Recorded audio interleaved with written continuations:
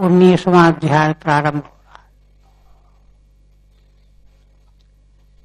पिछले प्रसंग में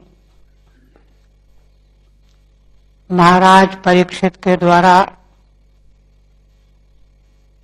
ऋषि के प्रति अपराध बन गया और ऋषि पुत्र ने उनको शाप दे दिया,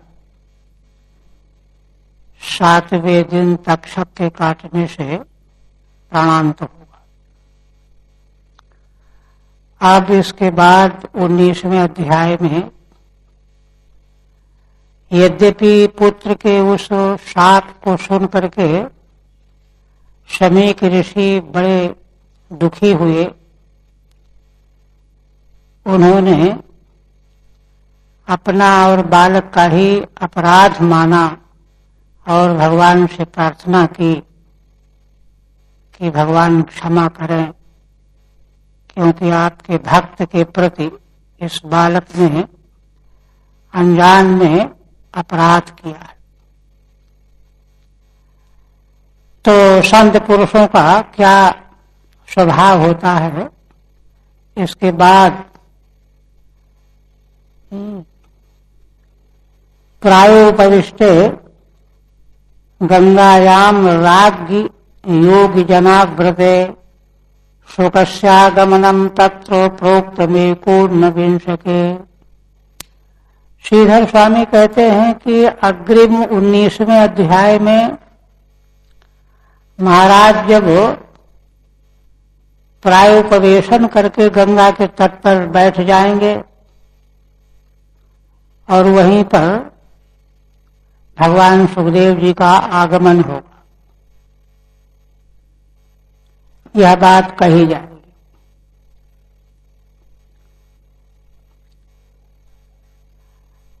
मूल में कहते हैं सूतवाच महीपतिस्त्वथ तत्कर्म गरिहं विचिन्तयन्नात्मकृतं सुदुर्मनाः अहो मया नीच मनाजिवत्कृतं निरागसी ब्रह्मणि गूढ़ तेजसी।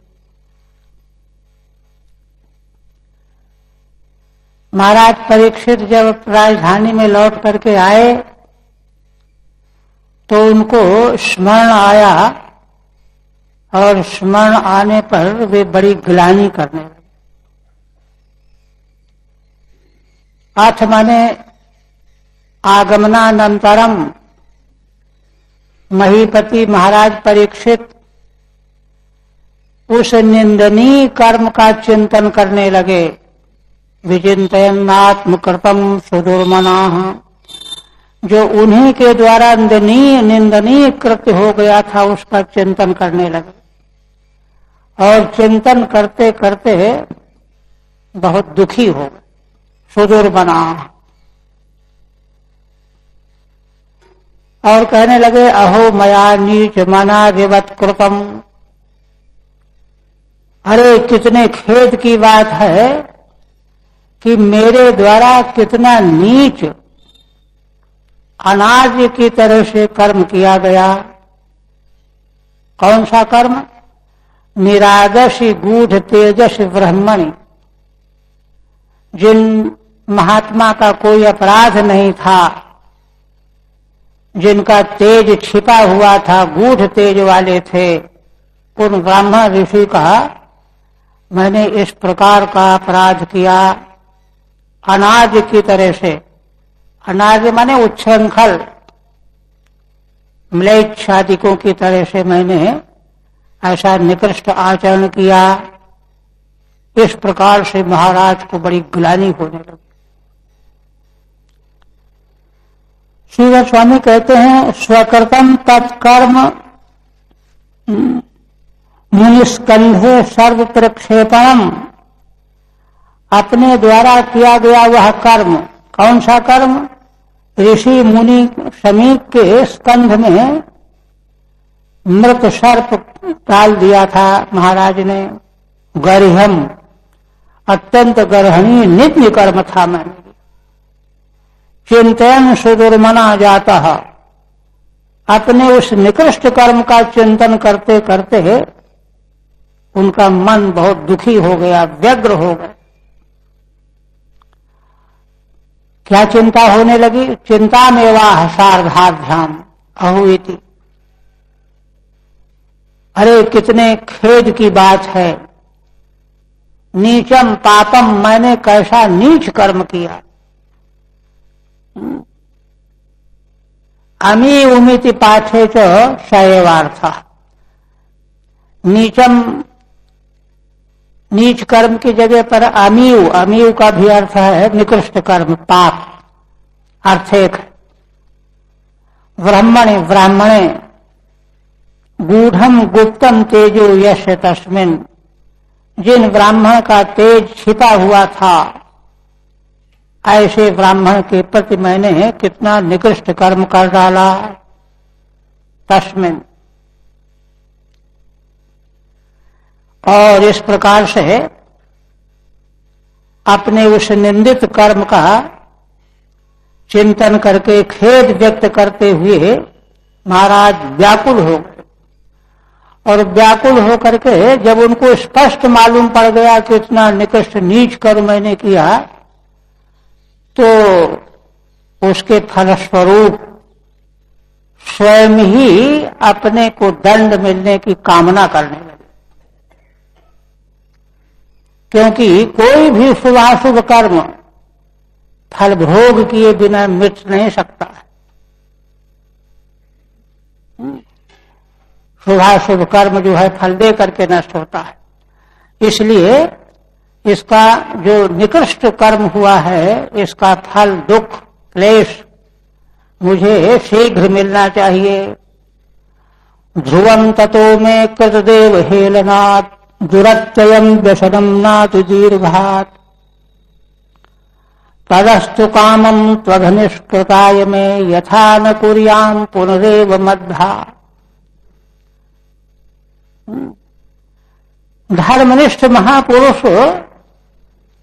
का यही लक्षण है कि उस अपराध का स्मरण करके तुरंत उसके परिणाम की कामना करने लगे। ध्रुवम ततो में कृतदेव हेलनात्, है ना, मैंने देव हेलन किया है। देव माने भगवान, भगवान की अवहेलना क्या है? भगवान का बनाया हुआ धर्म का मार्ग है, आचरण का मार्ग, सदाचार का मार्ग ईश्वर कृत है, भगवत कृत है, वैदिक। उस सदाचार का उल्लंघन करना ही देव का अवहेलन करना है। इसलिए निश्चित रूप से ध्रुवम ततो में कृतदेव हेलना दुरत्ययम व्यसनम नाति दीर्घा। दुरत्यय, व्यसन माने क्लेश, परिणाम जिसका कोई दूसरा उपाय नहीं हो सकता, वह मुझे प्राप्त होगा। और वह भी नाति दीर्घात, शीघ्र ही। अत्युत्कट पुण्य पापा नाम यही फलम अश्नुते। बहुत से कर्मों का फल तो जन्मांतर में प्राप्त होता है, कई कर्मों का फल कई जन्मों के बाद प्राप्त होता है, किंतु अत्युत्कट पुण्य पापा नाम यही फलम अश्नुते। इसलिए यह तो उत्कट पाप किया है मैंने, इसलिए इसमें ज्यादा समय नहीं लगना चाहिए। नाति दीर्घात, और यह तो होना ही है, उसकी स्वयं कामना कर रहे हैं। तदस्तु, ठीक है, बहुत अच्छा है, मुझे कोई महान दुख शीघ्र ही प्राप्त हो जाना चाहिए, लोट लगा रहे। तदस्तु कामम त्वघनिष्कृताय में, क्योंकि उसका फल भोग लेने पर मेरा पाप निवृत्त हो जाएगा। पाप का फल भोग लेने से पाप निवृत्त हो जाता है। पाप के निवृत्ति के लिए बहुत अच्छी बात है कि उसका फल दुख मुझे शीघ्र ही प्राप्त हो जाए। मैं का मतलब यह है कि मुझे ही प्राप्त हो, परिवार के लोगों को नहीं। यथा न कुर्याम पुनरेव मद्धा, क्योंकि पाप का फल भोग लेने से भोक्ता फिर पुनः उस प्रकार के पाप से डरने लगता है। एवं पुनः न कुर्याम यथा, जिससे कि दोबारा मैं ऐसे श्रेष्ठ ब्राह्मण का अपराध न करने की हिम्मत न करूं। ठीक है। कृतम यद्देव हेदनम ईश्वराज्ञा पापमित्यर्थ, अवज्ञा पापम, ईश्वर अवज्ञा पापम। देवहेलन की व्याख्या श्रीधर स्वामी करते हैं, ईश्वर माने भगवान की अवज्ञा रूपी पाप। वेद वाणी भगवान की ही आज्ञा है, आदेश है, यह करो या न करो। तो उस वेद वाणी की अवहेलना करना, अवज्ञा करना बहुत बड़ा पाप है। यही मैंने किया है। तस्मान में व्यसनम भविष्यति, इसलिए निश्चित रूप से मुझे व्यसन प्राप्त होगा, और वह भी तत्व नात दीर्घात कालात, बहुत समय के बाद नहीं, शीघ्र ही उसका फल मुझे मिलेगा। दीर्घात कालात अचिरादेवास्तु, शीघ्र ही उस पाप का फल मुझे मिल जाए। तच्चापि अद्धा साक्षात मयि मयैव, और कहते हैं कि वह भी पाप का फल सीधे मुझको प्राप्त हो।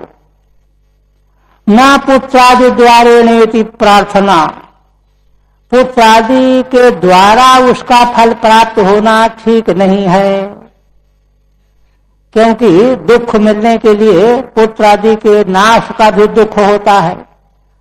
तो महाराज प्रार्थना करते हैं, आकांक्षा करते हैं कि वह उसका फल दुख साक्षात सीधे मुझे मिले। कामम असंकोचता, माने स्वेच्छया, इस पाप का जैसा दुख रूप फल मिलना चाहिए उसमें कोई कमी न रह जाए, पूरी तरह से प्रायश्चित के रूप में मुझे फल प्राप्त हो। एवं प्रार्थनाया प्रयोजनम, महाराज के द्वारा यह प्रार्थना क्यों की जा रही है?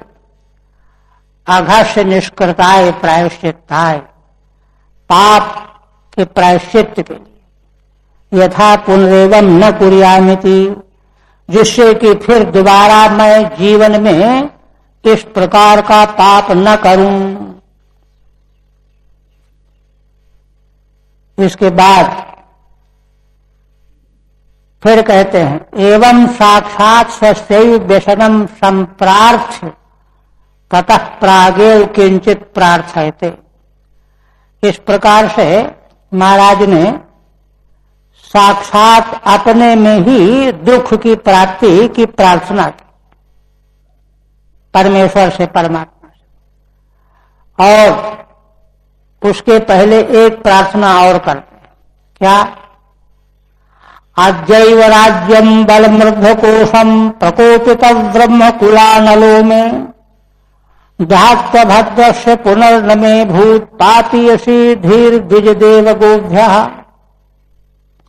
आज ही मेरा राज्य, बल माने सेना, खजाना, यह प्रकोपित ब्राह्मण के कुल के रूपी साप रूपी अनल में आज ही यह सब मेरा जल जाए, भस्म हो जाए।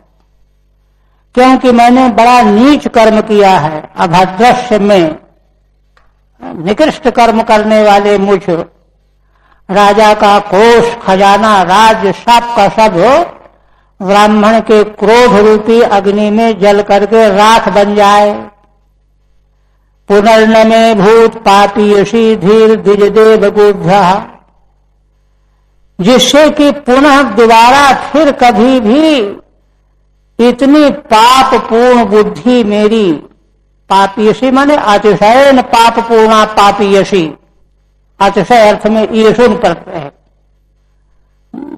ब्राह्मण, देवता और गौओं के प्रति, इतनी अतिशय पापपूर्ण बुद्धि मेरी फिर जिससे दोबारा न हो,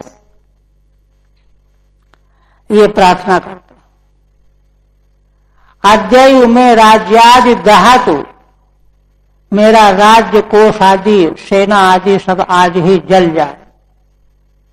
कैसे जल जाए? प्रकोपितम ब्रह्मकुल मेवानलः,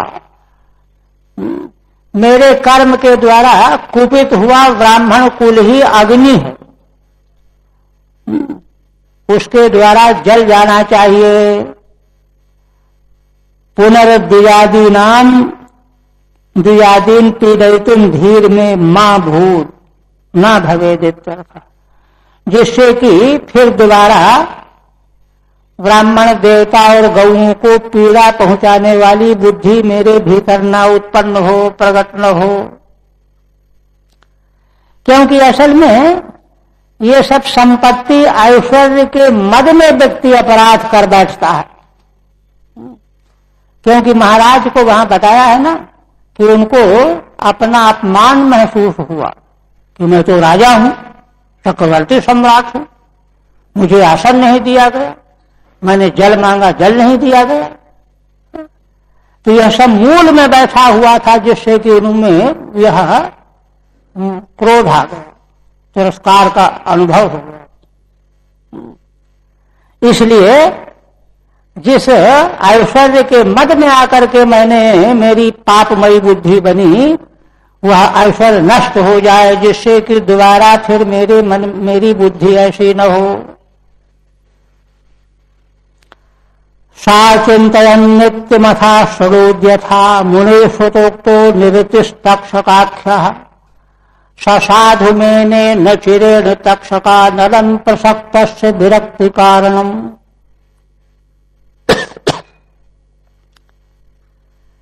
इसके बाद सूत जी महाराज कहते हैं कि हे ऋषियों, महाराज इस प्रकार से चिंतन करने लगे और ग्लानि में डूबे हुए थे, तब तक शमीक ऋषि का शिष्य एक आया और उन्होंने उनको समाचार दिया कि राजन, आपको ऋषि पुत्र ने शाप दे दिया है, 7वें दिन आपका शरीर नष्ट हो जाएगा, आप पारमार्थिक व्यवस्था अपनी कर लो।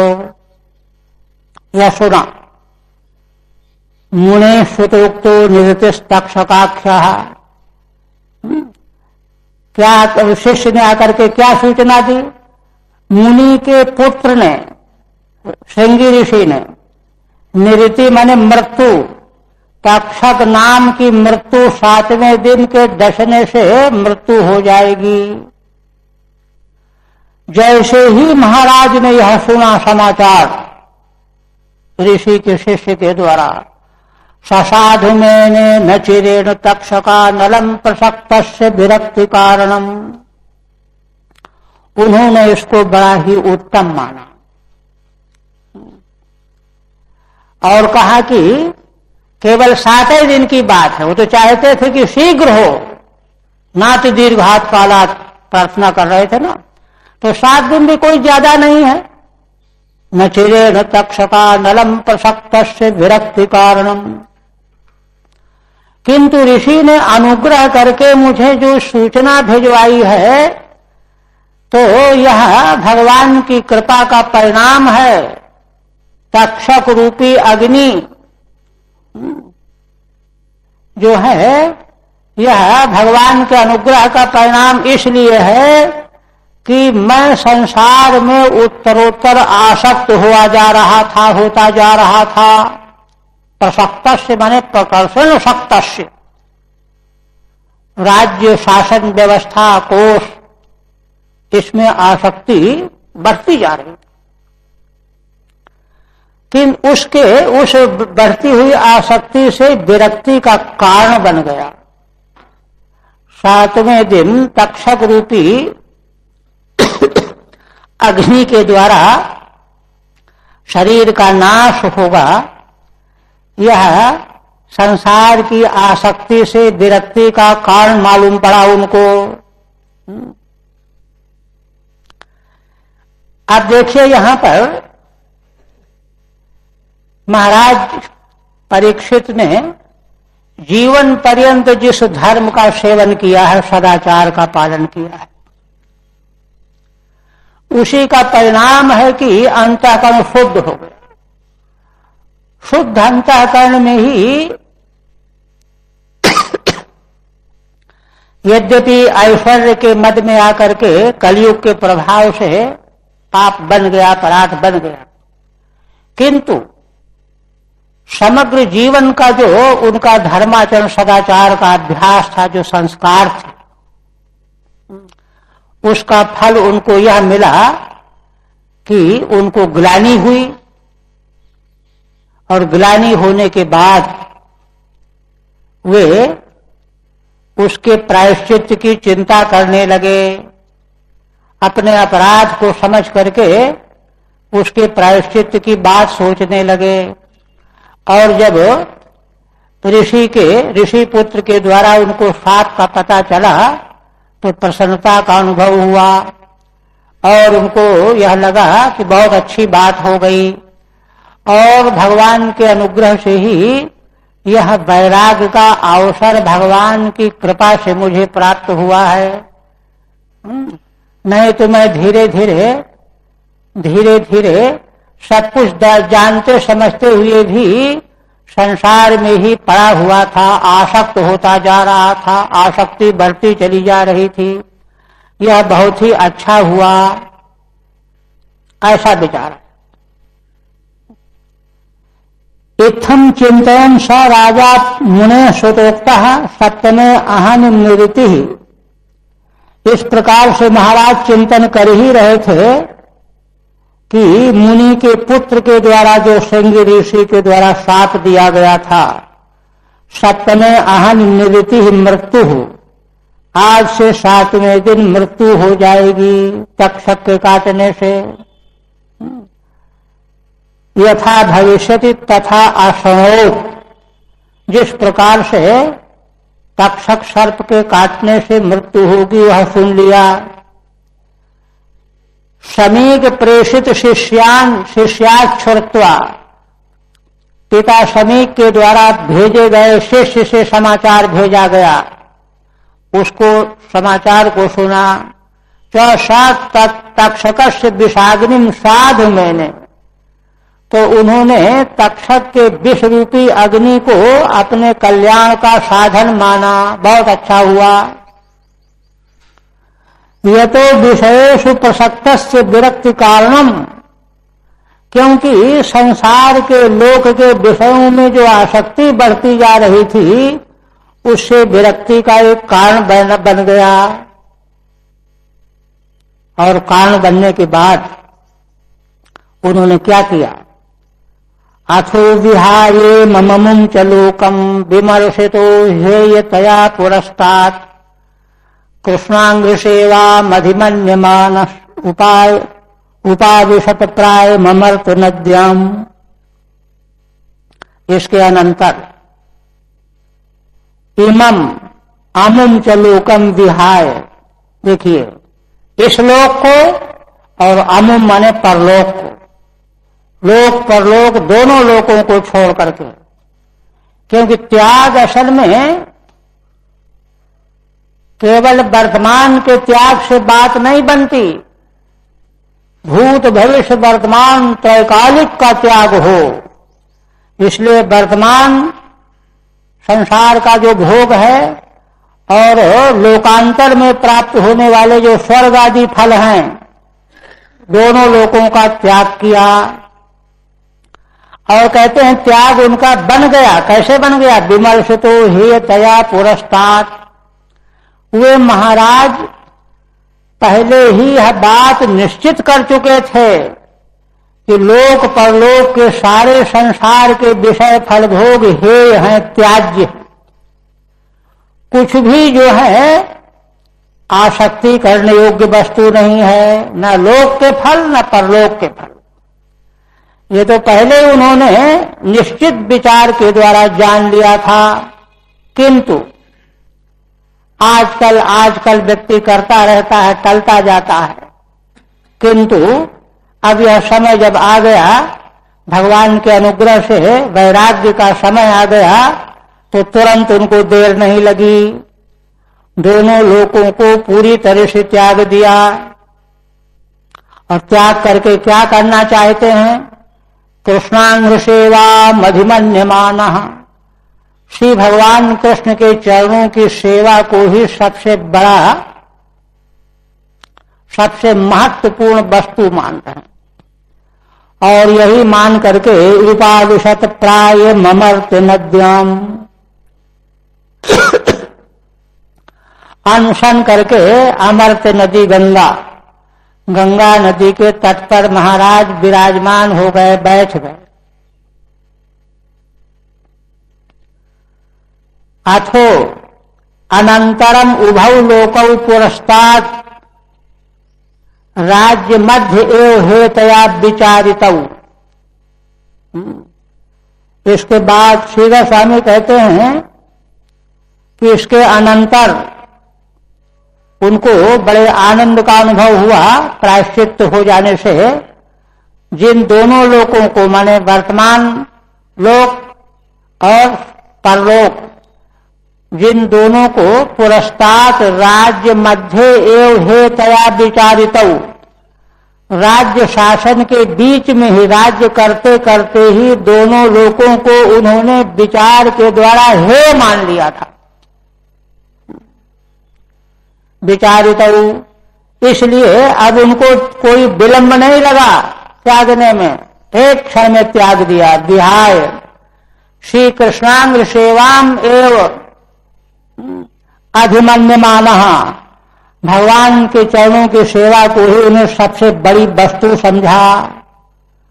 सर्व पुरुषार्थिकाम जानन, सारे पुरुषार्थों में बढ़ करके भगवान की चरण सेवा ही है, ऐसा जान लिया।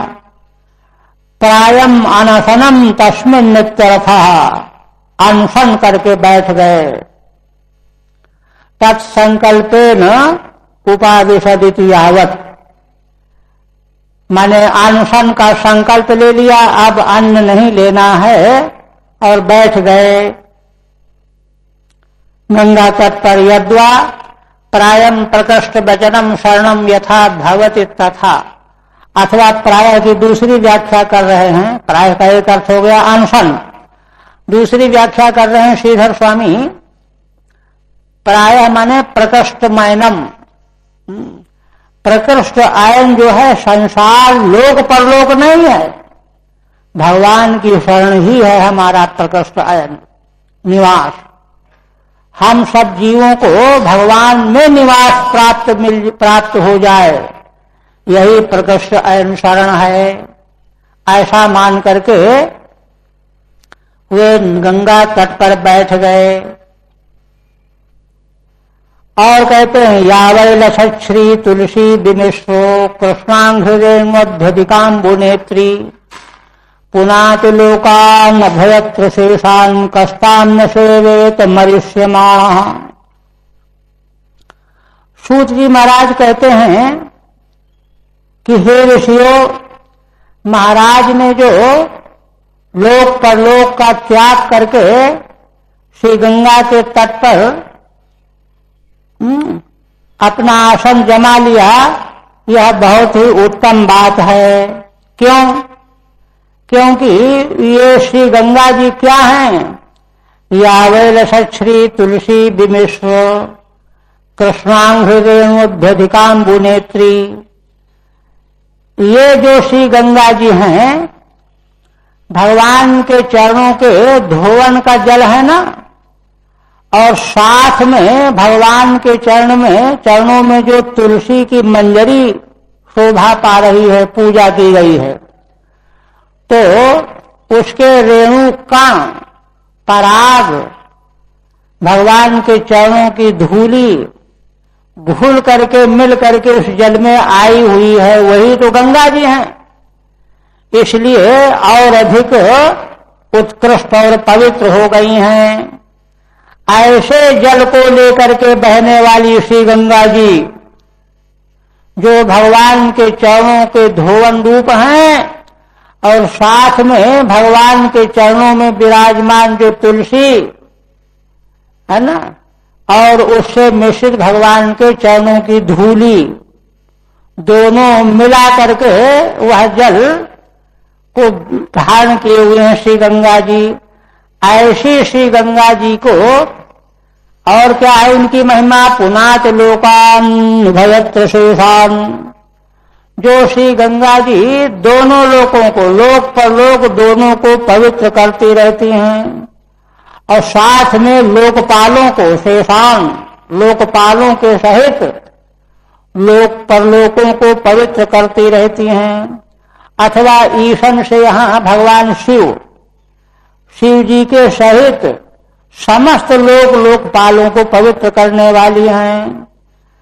ऐसी गंगा देवी के जल को कौन मनुष्य होगा जो मरिष्यमाण हो, मरने वाला हो और उनका सेवन न करे। जिसको मालूम हो गया है कि अब हम 2-4-10 दिन में मर जाएंगे, वह भला कैसे ऐसी गंगा देवी का सेवन नहीं करेगा, जरूर करेगा।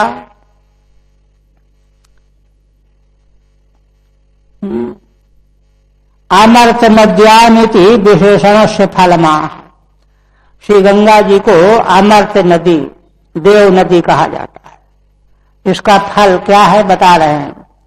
या गंगा लसंती श्री यस्याह तुलस्याह, श्री गंगा जी जिन तुलसी देवी की शोभा हो रही है, उन्हीं की मंजरी से विमिश्रित, तया विमिश्रिता ये कृष्णांग नमः, उन मंजरी से मिश्रित हुए जो भगवान के चरणों की धूली का, तैरभ्यधिकम सर्वोत्कृष्टम यदम्बु, तो दोनों को साथ में लेकर के भगवान के चरणों का चरणोदक जब बह रहा है, उसी को लेकर के बहने वाली श्री गंगा जी, यदम्बु तस् नेत्री माने तद्वाहिनी, भगवान के चरण धूली को और श्री तुलसी जी की मंजरी के कणिका को लेकर के बहने वाली जो गंगा जी हैं, वे उभयत्र अंतर बहिष्य शेषान लोकपालय सहितान, भीतर बाहर के समस्त लोकों को लोकपालों के सहित उनको पवित्र करती रहती हैं। सहितान लोकान पुनाति मरिष्यमाण आसन्न मरण, अब जो जिसका मृत्यु पास में ही है, वह कौन ऐसा मनुष्य है कि उनका सेवन न करे। मनुष्य अनियत कालत्वात् सर्वोपि तथा, मरिष्यमाण के बारे में श्रीधर स्वामी कहते हैं कि मरिष्यमाण हम सब हैं। क्यों? अब मरने का कोई नियत काल तो है नहीं कि 100 वर्ष की, 50 वर्ष की, 10 वर्ष, इसलिए मनुष्यमान तो सभी हैं। इसलिए सभी के लिए उनकी सेवा करनी चाहिए। तथा अतस्ताम को न सेवे, तो इसलिए मन धर्मा मनुष्य कौन ऐसा है जो उनका सेवन न करेगा। इति व्यवच्छेद्य स पांडवेयः प्रायोपवेशं प्रति विष्णुपद्याम् दग्धौ मुकुन्दांघ्रिमनन्य भावो मुनिव्रतो मुक्त समस्त संगः। सूत जी महाराज कहते हैं कि वे पांडवेयः, पांडव वंशी परीक्षित, पांडव वंशी कहने से उनकी विशेष महिमा व्यक्त करती गई, कुल का परिचय दे दिया गया। ऐसे वे महाराज पांडव वंशी परीक्षित प्रायोपवेशम प्रति विष्णुपद्याम, विष्णुपदी गंगा जी का नाम है, वहां पर अनशन करके बैठ गए। दद्धो मुकुंदांघ्रिमनन्य भावः, और अनन्य भाव से अपने मन में भगवान के चरणों का ध्यान करने लगे। मुनिव्रतो मुक्त समस्त संगः, अब उनका व्रत मुनियों का जैसा हो गया। अब वो राजा वाजा नहीं रहे, मुनि व्रत धारण करके समस्त संग से रहित हो गए। मुक्त समस्त संगः, ठीक है। इत्येवं विष्णुपद्याम गंगायाम प्रायोपवेशम प्रति व्यवच्छेद्य निश्चित। इस प्रकार से श्री गंगा जी के निकट तट पर प्रायोपवेश का निश्चय करके पांडवेय इति तत्कुलौचित्यम दर्शयति। पांडवेय कहने से पांडव वंश के राजा तो इसी प्रकार के हुए हैं, इनके कुल के राजाओं का यही औचित्य है। नास्त्यन्यस्मिन् भाव यशः, इसलिए वे अनन्य भाव से भगवान के चरणों का ध्यान करने लगे। अब उनका मन और कहीं नहीं जा रहा था। कुतः मुनिव्रतः उपशांतः, मुनियों का व्रत क्या होता है? शांत होते हैं। तत्कुतः मुक्तः समस्त संगो येन सह, मुनिव्रत कैसे हो गए महाराज? मैं इसलिए हो गए कि सारा संग से मुक्त हो गए, आसक्ति मिट जाए, वही मुनिव्रत हो गया।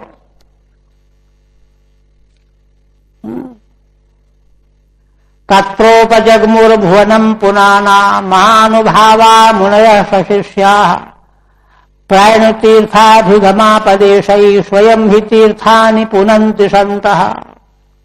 इसके बाद दूसरी घटना क्या घटती है? तत्रोपजग्मुर्भुवनम पुनाना, पृथ्वी लोक को पवित्र करने वाले महानुभाव मुनि वहां पर आने लगे, है ना।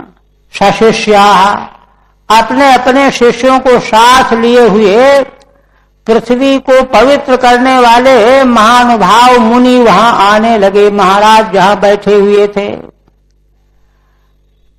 क्यों आने लगे? तीर्थ समझ करके आने लगे? कहते नहीं, प्रायण तीर्थाधिगमापदेशैः स्वयं ही तीर्थानि पुनन्ति सन्तः। अरे भाई, तीर्थ की यात्रा के बहाने ये ऋषि मुनि लोग स्वयं तीर्थों को पवित्र करने के लिए जाया करते हैं। स्वयं ही तीर्थानि पुनन्ति, ये तीर्थों को ही पवित्र करते हैं। संतों की महिमा से ही तीर्थों में पवित्र करने की शक्ति आती है। इसलिए ये स्वेच्छया अकस्मात सारी पृथ्वी को पवित्र करने वाले ऋषि महानुभाव स्वयं वहां पर आ गए। ठीक है। तत्र तदा तद्दर्शनार्थम मुनयः उपागताः, उन महाराज का दर्शन करने के लिए मुनि लोग आ गए। न तो तीर्थ स्नानार्थम, तीर्थ में स्नान करने के लिए आए हो सो नहीं, महाराज को देखने के लिए आए। तीर्थ में स्नान करने के लिए क्यों नहीं? कृतार्थत्वात्, वे तो कृतार्थ थे। न तादृशा नामपि तीर्थ यात्रा दृश्यते तत्राह, तो कहते हैं कि ऋषि मुनि कृतार्थ होकर के भी तीर्थों में आते जाते दिखाई देते हैं। तो कहते हैं कि देखो, ये जो महापुरुष तीर्थों में आते जाते दिखाई देते हैं, तो ये क्यों आते हैं? तीर्थों को पवित्र करने के लिए आते हैं।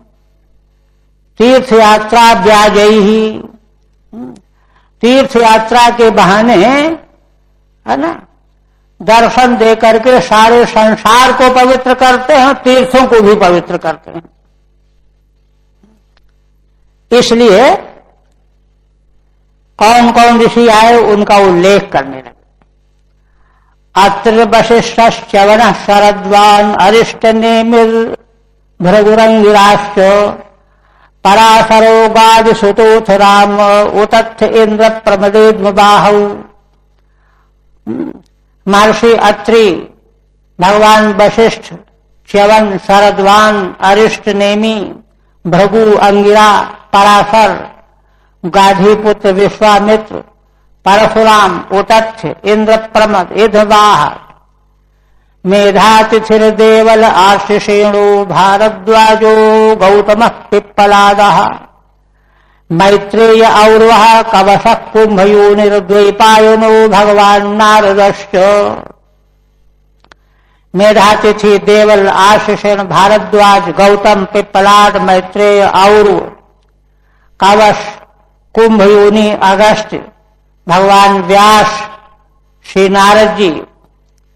इसी प्रकार से अन्य च देवर्षि ब्रह्मर्षि वर्याः राजर्षि वर्याः अरुणादयश्च नानर्षेय प्रवरान् समेतान् अभ्यर्च्य राजा शीर्षा ववन्दे। इसी प्रकार से दूसरे देवर्षि, ब्रह्मर्षि, राजर्षि, अरुण आदि विशेष नाम लेकर के कह रहे हैं। और कहते हैं कि जो ऋषियों के नाना प्रकार के प्रवरों के प्रवर्तक, विशेष विशेष प्रवर्तक, समेतान अभ्यर्च्य राजा शीर्षा ववन्दे, इन आए हुए समागत ऋषियों को महाराज ने उनके चरणों में सिर रख करके प्रणाम किया, उनका पूजन किया, पुष्प जलादि थे। श्रीधर स्वामी कहते हैं अरुणादयः कांडर्षित्व विशेषेण पृथक निर्दिष्टाः। नानार्षेय प्रवरान कहा है ना, तो अरुण आदि जो हैं तत्त कांड के ऋषि विशेष हैं। इसीलिए उपनिषदों में वंश का वर्णन किया गया। वंश वर्णन में उन ऋषियों के कांड का वर्णन आया है। पृथक पृथक निर्दिष्ट है, विशेष है। नाना यान नार्षेयान ऋषिणाम गोत्राणी, ऋषियों के जो नाना गोत्र हैं अलग अलग। तेषु प्रवरान, उन गोत्रों में भी जो श्रेष्ठ हैं वे सब वहां उपस्थित हुए। शीर्षा भुवम स्पृष्ट्वा ववन्दे, सिर रख करके जमीन में सिर रख दिया महाराज ने और हाथ जोड़ करके प्रणाम किया। सुखोपविष्टे स्वथते सुभूपः कृत प्रणामः स्वचिकीर्षितं यत् विज्ञापयामास विविक्त चेता उपस्थितोग्रे विगृहीत पाणि। कहते हैं कि जब सारे आगंतुक ऋषि महर्षि सुखपूर्वक बैठ गए, प्रणाम पूजन आदि संपन्न हो गया, तब महाराज ने फिर प्रणाम किया। अभी तो उनके स्वागत का आतिथ्य का प्रणाम था पहली बार, अब उनसे कुछ प्रश्न करना चाहते हैं, इसलिए पुनः प्रणाम किया। और स्वचिकीर्षितम, वे जो आगे चाहते थे, करना चाहते थे, उसका उनको परिचय देने लगे, उनको विज्ञापित करने लगे। विविक्त चेता उपस्थितोग्रे अभिगृहीत पाणि। विविक्त चेता महाराज का विशेषण है। विविक्त माने पवित्र है चित्त जिनका, पवित्र शुद्ध अंतःकरण वाले महाराज परीक्षित ने हम आगे क्या करना चाहते हैं यह उन ऋषियों के सामने निवेदन करने के लिए उपस्थित हुए। अग्रे अभिगृहीत पाणि, हाथ जोड़ करके बड़ी विनम्रता पूर्वक उनसे निवेदन करने लगे। विज्ञापनार्थम टीका पुनः कृत प्रणामः, अपने भावी योजना का उनको ज्ञान कराने के लिए जो निवेदन करना चाहते हैं उसके पहले फिर से प्रणाम करते हैं। विविक्त चेता माने विविक्तम शुद्धम चेतो यस्य, जिनका चित्त शुद्ध है। अभिगृहीतौ संयोजितौ पाणि येन सह, जिन्होंने अपने दोनों हाथों को जोड़ लिया है, हाथ जोड़े हुए हैं। स्वचिकीर्षितम प्रायोपवेशनाद युक्तम अयुक्तम वाइट विज्ञापयामास, माने वे जो कुछ करना चाहते हैं कि हम अनशन करके भगवान का ध्यान कर रहे हैं, यह ठीक है कि ठीक नहीं है, इसलिए बताना चाहते हैं। यहां देखिए दो तीन चीजें समझने की हैं। एक तो मनुष्य जीवन में धर्माचरण रूप जो सदाचार है, अगर इसको व्यक्ति संभाले रहता है कर्मण नहीं होने देता, तो उसके जीवन में कोई स्खलन आने पर भी वह संभल जाता है। इसीलिए कलयुग के प्रभाव से जो उनसे एक चूक हुई, भूल हुई, अपराध हुआ, किंतु जीवन पर्यंत सदाचार निष्ठा का पालन करते रहने के कारण जो है उनको बड़ी गिलानी हुई। और यदि धर्म निष्ठा नहीं होती तो व्यक्ति फिर तमोगुणी, रजोगुणी मनोवृत्ति के प्रभाव से प्रभावित होकर के अरे हमने ऐसा कर दिया तो क्या हो गया, है? एक प्रकार का दुर्भिमान पैदा हो जाता है। रजोगुणी तमोगुणी दुर्भिमान पैदा हो जाता है और फिर वह अनर्थ के जाल में डाल देता है। दूसरी बात यह है कि महाराज परीक्षित कुल वंश परंपरा से कितने पवित्र थे कि बताइए कितने उच्च कोटि के संत स्वयं उनका दर्शन करने के लिए। असल में देखिए धर्मनिष्ठा इतनी बड़ी चीज है कि वह वर्ण और आश्रम से भी आगे ले जाती है। इसलिए उनको ये नहीं हुआ कि ये तो क्षत्रिय हैं, राजा हुआ तो क्या हुआ, ये कुछ नहीं। धर्मनिष्ठा और भगवान के चरणों में प्रेम प्रीति, ये दो चीजें उच्च कोटि की, और ये जहां भी कहीं प्राप्त हो, किसी वर्ण में किसी आश्रम में, वह पूज्य और आदरणीय हो जाता। इसलिए वे सब ऋषि महर्षि प्रसन्न होकर के, गदगद होकर के, लोग प्रसिद्ध तो थे ही, तीनों लोकों में उनकी प्रसिद्धि थी। इसलिए सदाचार रूप धर्म के पालन और भगवत निष्ठा का ये महत्व है, महिमा है। दूसरी बात यह है कि देखिए यहां महाराज के बारे में सूत जी कह रहे हैं कि उनके सामने, उनके जीवन में जो घटना घटी, अपराध हुआ, अपराध के फल स्वरूप ऋषि पुत्र ने शाप दे दी। उसको वो किस दृष्टि से समझ रहे हैं, क्या विचार कर रहे हैं, कितने उसके प्रति लज्जित हैं, गिलाने से भरे हुए। किंतु यह हो जाने पर भी ऋषि उनकी उपेक्षा नहीं कर रहे, किंतु वे उनके सामने प्रार्थना करते हुए अपने को निकृष्ट सिद्ध कर रहे हैं।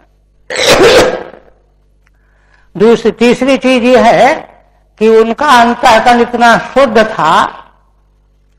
शुद्ध होने का लक्षण यह है कि उन्होंने जो अब तक वैराग्य प्राप्त होकर के लोक परलोक के वासनाओं का पूरी तरह से त्याग करके वैराग्यवान होकर के अनशन करके गंगा के तट पर बैठ गए हैं, विराजमान हो गए हैं, भगवान के चरणों का ध्यान करने में संलग्न हो गए हैं।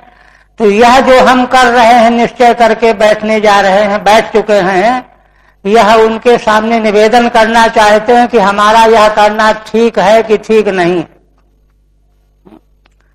देखिए वेद, ऋषि, आचार्य,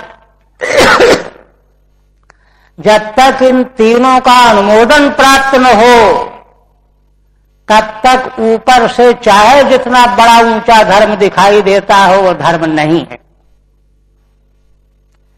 इसीलिए देखिए आगे चतुर्थ स्कंद में जब महाराज पृथु का जहां आख्यान आएगा तो महाराज पृथु ने एक बार जन सामान्य की सभा का आह्वान किया और वहां पर वे खड़े हुए प्रवचन करने के लिए। बड़े बड़े ऋषि ब्रह्मर्षि वहां मौजूद थे। तो वहां क्या कहते हैं कि आप ऋषियों के सामने मुझे बोलना नहीं चाहिए, कहना नहीं चाहिए, आपकी सुनना चाहिए, बोलना कहना क्या, प्रवचन करना क्या।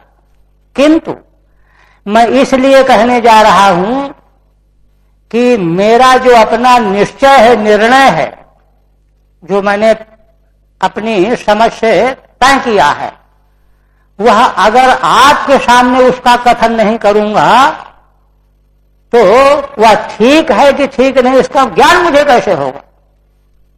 तो आप लोगों के सामने मैं इसलिए उसका कथन कर रहा हूं कि आप उसको मुझे यह शिक्षा दें कि राजन तुम्हारा यह निर्णय ठीक है या ये ठीक नहीं है, जिससे कि मैं वैसा करने तो लग जाऊं और शास्त्र और आचार्य परंपरा के विरुद्ध हो तो निश्चित है कि उससे फल प्राप्त होने वाला नहीं है, विपरीत फल प्राप्त होगा। इसलिए मैं आप लोगों के समक्ष पहले अपनी बात, अपने मन की बात कहना चाहता हूं, फिर आपकी बात को सुन करके वैसा आचरण करूंगा। इसी प्रकार से महाराज ऋषियों से कह रहे हैं, यह कहना चाहते हैं कि मेरा इस प्रकार की परिस्थिति मेरे सामने आई हुई है और मैं यह निश्चय करके बैठा हुआ हूं, आप इसमें बताइए कि यह मैंने ठीक निश्चय किया है कि ठीक नहीं निश्चय किया है। एक तो ये, और दूसरा आगे फिर प्रश्न जो करेंगे सभी के समक्ष प्रश्न करेंगे कि म्रियमाण मनुष्य को क्या करना चाहिए क्या नहीं करना चाहिए। यह दो प्रश्न तो सबसे करेंगे ही, और फिर यही प्रश्न जो है भगवान सुखदेव जी से करेंगे, उसके बाद भगवान सुखदेव जी का उपदेश आरंभ हो जाएगा। तो ये जो बात है इसी से जो है उनके चित्त की शुद्धि का अनुमान होता है, पता चलता है। इसलिए कह रहे हैं कि यह जो मैं अनशन करके बैठ गया हूं यह औचित्यपूर्ण है या औचित्यपूर्ण नहीं है, इसका आप निर्णय करेंगे। ये बात है। राजोवाच अहो वयम धन्यतमा नृपाणाम महत्तमानुग्रहणीयशीला। पहले अपने धन्यता का वर्णन करते हैं। कह रहे हैं कि भगवान हम राजाओं में अपने को धन्यतम मानते हैं। नृपाणाम वयम धन्यतमा, सब राजाओं के बीच में हम अतिशय धन्य हो गए। सभी राजाओं के मरने के समय पर थोड़े ऋषि आते हैं, उन्हीं के पास आए ना। क्यों? महत्तमानुग्रहणीयशीला, क्योंकि आप लोग महानतम महत्तम पुरुष हैं। हम लोग आपके अनुग्रह के पात्र बन गए। आप लोगों ने मुझे अनुग्रह करने योग्य माना, इसीलिए तो दर्शन देने के लिए आए। इसलिए हम सबसे बढ़कर के धन्यतम हो गए। कौन हमसे बढ़कर के धन्य हो सकता है? क्यों? राजा का तो बड़ा महत्व है, राजा तुम भी हो। कह रहे हैं कि भगवान राज्ञाम कुलम ब्राह्मण पाद शौचात, है ना। हे शिव, मैं जानता हूं राजाओं का कुल ब्राह्मण के चरण के शौच से दूर हो जाता है। शास्त्र का तो यही कहना है कि ब्राह्मण के चरणोदक के निकट राजाओं को रहना चाहिए, किंतु वे ऐश्वर्याभिमान में आकर के उससे दूर हो जाते हैं सारे राजा। किंतु ऐसे होने पर भी मैं उन समग्र राजाओं में अपने को धन्यतम मानता हूं। दुराट विशिष्टम बत गर्ह कर्मो, क्यों? क्योंकि गर्हणी कर्म करने लगते हैं, उनको अपना भी तो कर्म का ध्यान है कि हमने क्या पाप किया। ठीक है। अनुमोदनेन अनुग्रह मालक्ष्य महात्मा आलक्ष्यात्मानम श्लाघते। ऋषियों ने महाराज को दर्शन दिया अपने आप, यह कितना बड़ा अनुग्रह है महाराज के प्रति। इससे है ना अपने प्रति उनका अनुग्रह आलक्षित करके अपनी प्रशंसा करते। हमारे भाग्य का क्या कहना। अहुति नृपाम मध्य महत्तमई ही अनुग्रहणीयम शीलम विरक्तम ये शांते। राजाओं के मध्य में महान पुरुषों के अनुग्रह के योग्य शील वाले व्रत वाले हम मान लिए गए, तभी तो आप आए दर्शन देने के लिए। ऐसे हम धन्यतम हो गए। और इस प्रकार से महान पुरुषों का अनुग्रह पात्र बनना बड़ा कठिन है। एतच्च राज्ञाम अति दुर्लभम, राजाओं के लिए बड़ी दुर्लभ बात है ये। क्या? ब्राह्मणा नाम पाद शौचात पाद प्रक्षालनोदकात, ब्राह्मणों का जहां पाद शौच होता है, पाद प्रक्षालन का जो उदक होता है, उस उदक को, उस धूली को मस्तक में लगाना चाहिए। माने सदा सर्वदा उनका अनुवर्तन करने वाला होना चाहिए। किंतु दूराद उच्छिष्ट विमूत्र पादाम भांसित समुत्सृजेत, ये तो स्मृत है। दूराद उच्छिष्ट विमूत्र पादाम भांस समुत्सृजेत, माने जैसे पैर का धोवन जल बाहर फेंक दिया जाता है, उच्छिष्ट जो है पशु पक्षी को दे दिया जाता है, विमूत्र बाहर उत्सर्जन किया जाता है, ऐसे ही वर्तमान के राजाओं की हालत हो गई है, त्याज्य हो गए। दूरे ही तय तद विसृज्यते, इन चीजों को वे लोग दूर त्यागते हैं, चरणोदक को, उच्छिष्ट को, विमूत्र को। इसी प्रकार से जो राजा इस प्रकार का उस प्रकार के योग्य हो जाते हैं, इसलिए सत्पुरुष ब्राह्मण जो हैं उनको दूर फेंक देते हैं। तैस्तद विसर्ज्यते ततोपि दूरादे विशिष्टम क्षिप्तम, माने दूर से ही विशिष्ट क्षिप्त कर दिया, फेंक दिया। तत्रापि स्वानु स्वानु स्थातुम अयोग्य मित्यर्थः, माने उसमें भी स्वयं स्थित होने के योग्य नहीं रह जाते। माने कहने का मतलब यह है कि वे राजा इससे भी निम्न स्तर को पहुंच जाते हैं।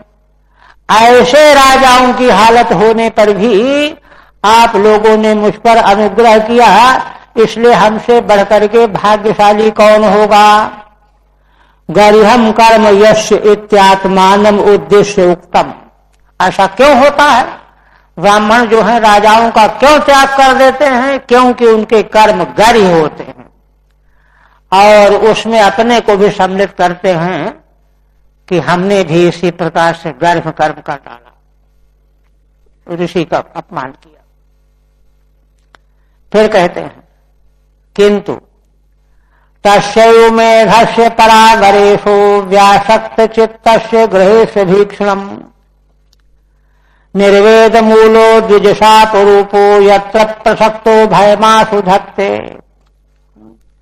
कहते हैं कि उसी गर्भ कर्म करने वाले मैं, मुझ परीक्षित का अघरूप पाप रूप है ना, परागरेषु व्यासक्त चित्तस्य गृहेषु भीक्षणम्, परागर के ईश्वर है ना, कार्य कारण के नियामक भगवान, मैंने पाप किया, गर्भ कर्म किया है ना, और संसार में मेरा चित्त व्यासक्त बना हुआ था। अभीक्षम गृहेषु, घर में उत्तरोत्तर आसक्ति बढ़ती जा रही थी। ऐसी स्थिति में परागर के ईश्वर भगवान ने जो है मेरे ऊपर अनुग्रह किया। निर्वेद मूलो द्विजशाप रूपः, वह मेरा हुआ पाप ही ब्राह्मण के शाप का कारण बना और कारण बन करके उससे निर्वेद मने मुझे वैराग्य हो गया। यत् प्रसक्तो भयमासु धत्ते, क्योंकि जिसमें प्रसक्त होकर के उसको शीघ्र ही भय प्राप्त हो जाता है। वैराग्य का कारण क्या होता है? भय। क्योंकि शाप रूपी जो ब्राह्मण का प्राप्त हुआ, उससे जो भय हुआ, भय से वैराग्य हुआ, और वैराग्य होने से भगवान की सन्निधि का लाभ हुआ। भगवान की सन्निधि का लाभ क्यों नहीं होता? क्योंकि सभी मनुष्य संसार के गर्त में आसक्त बने रहते हैं, इसलिए भगवान की सन्निधि से दूर पड़ जाते हैं। और जब उनको सामने भय आ जाता है तो उनको वैराग्य हो जाता है संसार से, तो वैराग्य हो जाता है तो भगवान की सन्निधि उनको मिल जाती है। टीका, आस्ताम तावद अनुग्रह, कहते हैं कि ये जो ऋषियों ने दर्शन देकर के अनुग्रह किया है, यह तो है ही ब्रह्म शापोपि भगवत प्रसादादेव जाते इत्याह। आप लोगों ने तो दर्शन देकर के अनुग्रह किया ही, ब्राह्मण का शाप भी मेरे लिए भगवान का अनुग्रह हो गया। भगवत प्रसादादेव जाता है, भगवान के प्रसाद से प्रसन्नता का कारण बन गया। तस्य गर्ह कर्मण है, यद्यपि मैंने गर्ह माने निकृष्ट कर्म किया था, मुझ परीक्षित राजा ने निकृष्ट कर्म किया था, किंतु फिर भी भगवत प्रसाद से शाप मिलकर के मेरा कल्याण हो गया। अतो अघस्य पापात्मनो गृहेषु आसक्त चित्तस्य में, है ना, इसलिए अघरूप जो मैं पापात्मा परीक्षित जो घर में आसक्त चित्त वाला था, ऐसे मेरे लिए स्वप्राप्त परावराम ईशः एव, है ना, अपनी प्राप्ति कराने के लिए भगवान ने, पर माने कारण और अवर माने कार्य, कार्य कारण दोनों के ईश्वर नियंता भगवान, उन्होंने ही अपनी प्राप्ति कराने के लिए मुझे यह द्विज शाप रूपतया बभूव, ब्राह्मण के शाप रूप भगवान ही कारण बन गए। अपनी प्राप्ति कराने के लिए भगवान ही कारण बन गए, ब्राह्मण को का शाप के माध्यम से। यत्र यस्मिन् शापे सति, क्यों? क्योंकि जिस शाप के प्राप्त हो जाने पर गृहेषु प्रसक्तो भयम धत्ते, जो घर में आसक्त हैं उसको भय होने लगता है, अरे अब तो हम मर जाएंगे, अरे अब तो हम मर जाएंगे, भयम धत्ते। और जब भय होता है तो उसको वैराग्य हो जाता है। निर्विण्णो भवति यतो निर्वेद मूलो निर्वेदो वैराग्यम। निर्वेद माने वैराग्य, वैराग्य मूल है किसका? भगवान की प्राप्ति का कारण है। वैराग्य के बिना भगवान में मन ही नहीं जाएगा, इसलिए वैराग्यम मूलम प्राप्ति कारणम यस्मिन्। इसलिए यह जो शाप मिला ब्राह्मण का, यह भय प्रदान करके वैराग्य का कारण बना, यह भगवान का अनुग्रह है। महाराज कहते हैं कि ऐसा मैं मान रहा हूं। स्वस्य वैराग्य प्राप्यत्वात् तस्य च भय मूलत्वात्। कह रहे हैं कि भगवान वैराग्य के द्वारा प्राप्त होते हैं। देखिए, स्वस्य वैराग्य प्राप्यत्वात्। अब वैराग्य कैसे हो? वैराग्य के द्वारा भगवान प्राप्त हो तो वैराग्य कैसे हो? तस्य च भय मूलत्वात्। भय हो, मृत्यु का भय हो, नाश का भय हो, तभी तो वैराग्य होगा। भय मूलत्वात् तदर्थम द्विजशापम कायितवान इत्यर्थः। इसलिए भगवान ने ही ब्राह्मण का शाप करवाया, ब्राह्मण से शाप दिलाया, ये कह रहे। माने यह जो घटना घटी, ऋषियों के सामने अपने मन के विचार को महाराज व्यक्त कर रहे हैं कि ऐसा मैंने समझा, आप लोगों ने अनुग्रह किया और भगवान ने अनुग्रह किया, ब्राह्मण का शाप दिला करके मुझे भय लगा, वैराग्य हो गया, अब मेरा मन भगवान में लग गया। इसलिए कम्मोपयातम प्रत्यंतु विप्रा। गंगा च देवी धृत चित्त मीशे द्विजोपसृष्टा कुहकस्तक्षको वा दशत्वलम गायत विष्णु गाथा। ठीक हो गए ना इसको। हाँ, आप कहते हैं कि इसलिए देखिए दो बातें कही महाराज ने। आप कहते हैं तम माम उपयातम, हे ऋषियों ऐसा मैं आप लोगों की चरणों की शरण में आया हूं, आप लोग मुझे अपने शरण में ले लीजिए। कितना ऊंचा भाव है ना। माम उपयातम प्रत्यंतु, स्वीकार करें कृपा करके। और विप्रा संबोधन, हे ब्राह्मण देवताओं मैं आपकी शरण में आया हूं, आप मुझे शरण में ले लीजिए। गंगा च देवी धृत चित्त मीशे, और गंगा देवी भगवती भागीरथी इनकी शरण में आया हूं, आपकी शरण में आया हूं, गंगा की शरण में आया हूं। धृत चित्त मीशे, और अब मैं अपने चित्त को भगवान में स्थापित कर रहा हूं, स्थापित कर दिया है। 3 काम किया मैंने और अब मैं निश्चिंत हो गया हूं। क्यों? द्विजोपसृष्टा कुहकस्तक्षको वा, ब्राह्मण के शाप के द्वारा प्रेषित हुआ जो तक्षक अथवा कुहक माने छल कपट के रूप में कोई भी आ जाए और डस ले मेरे शरीर को। दशत्वलम गायत विष्णु गाथा, अब मुझे कोई चिंता नहीं है, 3 काम मैंने कर लिया। आप लोग भगवान की यशो गाथा का गान करें, भगवद यश हमारे कान में पड़ता रहे, मैं सुनता रहूं, भगवान नाम कीर्तन बस, है ना। चाहे तक्षक स्वयं आकर के डस जाए अथवा कोई तक्षक के बहाने कोई ठग वंचक आकर के मुझे नष्ट कर दे, डस ले, खा ले, मुझे कोई चिंता नहीं है। ठीक है। 5 प्रार्थयते, 2 श्लोकों से अपने विचारों को व्यक्त करके महाराज उनसे प्रार्थना करने लगे।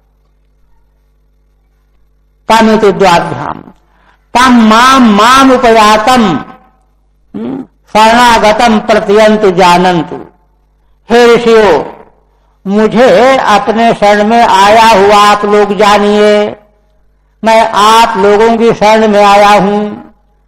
और देवी देवता रूपा गंगा च प्रत्येतु, और देवता रूपा देवी गंगा भी मुझे अपने शरण में माने।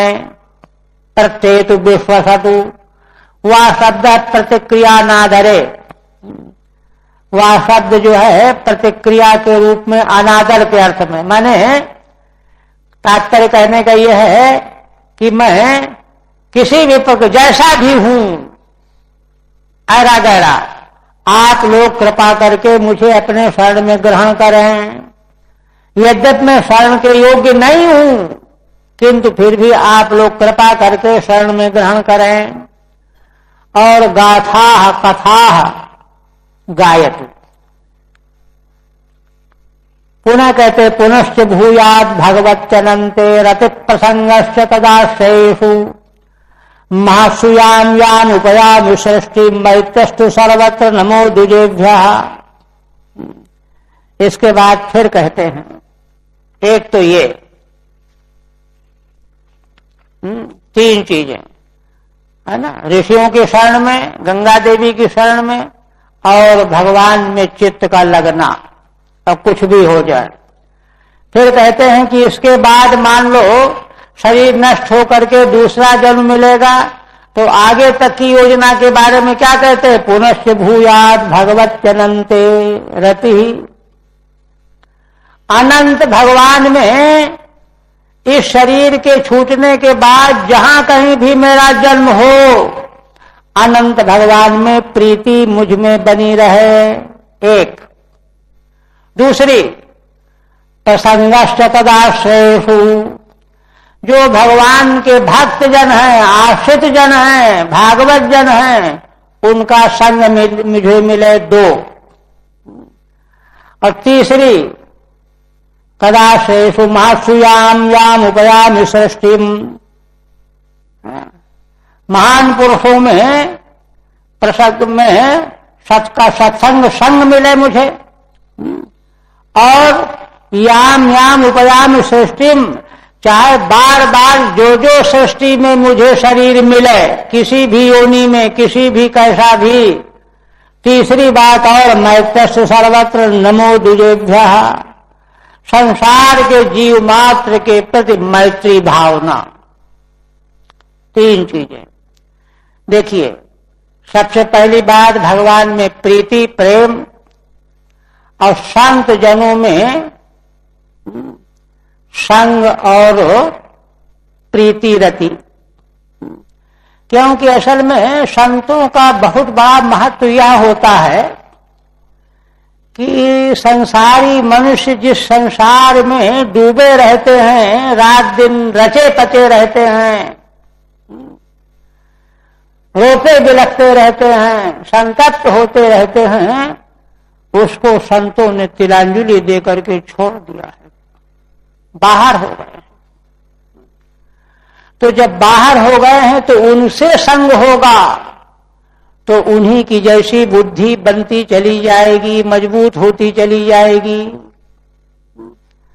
और नहीं तो क्या होगा, वही है कि बस एक दूसरे को, संसारी लोग क्या करते हैं, एक दूसरे के सामने अपना रोना धोना रोते रहते हैं, ऐसा हो गया वैसा हो गया, ये करना है वो करना।